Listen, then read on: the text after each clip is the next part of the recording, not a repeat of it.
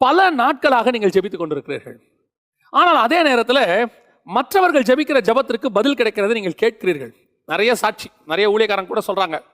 ஆனால் நீங்கள் அதே காரியத்துக்கு தான் ஜெபம் பண்றீங்க. அது என்ன வேணாலும் இருக்கட்டுமே, உலக பிரகாரமான ஆசீர்வாதமாக கூட இருக்கட்டுமே, என் பிள்ளை பேரா கூட இருக்கட்டுமே, அல்லது ஏதோ ஒரு வழக்குக்காக வாதுக்காக, எதுக்கு நீங்க ஜெபம் பண்றீங்க? உலக பிரகாரமா இல்ல ஆவிக்குரிய விதத்துல கூட வச்சுக்கோங்களேன். கீழானவைகள் எல்லாம் மேலானவைகளுக்கு நீங்க ஜெபம் பண்றீங்கன்னு வச்சுக்கோங்க.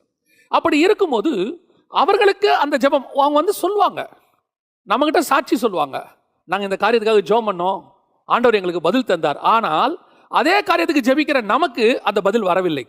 பல நேரங்களில் நமக்கு இது சந்தேகமா இருக்கு. ஒரு இடத்துல நம்ம ஃபெட்டப் ஆயிடுறோம். நம்ம ஜெபம் பண்ணலாம் ஒன்றும் பதில் கிடைக்காதுங்க, நம்மளும் ஜெபம் பண்ணி பார்த்துட்டோம், இதுக்கு மேல பதில் கிடைக்காது. ஆனால் அதே பிரேயரை இன்னொருத்தர் செய்யும் போது அவர்களுக்கு கிடைத்திருக்கிறதே. இன்னைக்கும் சாட்சி சொல்றாங்களே, என்ன அப்படின்னா, உங்க பிரேயர் எதிலிருந்து வருகிறது, அதோடு நீங்கள்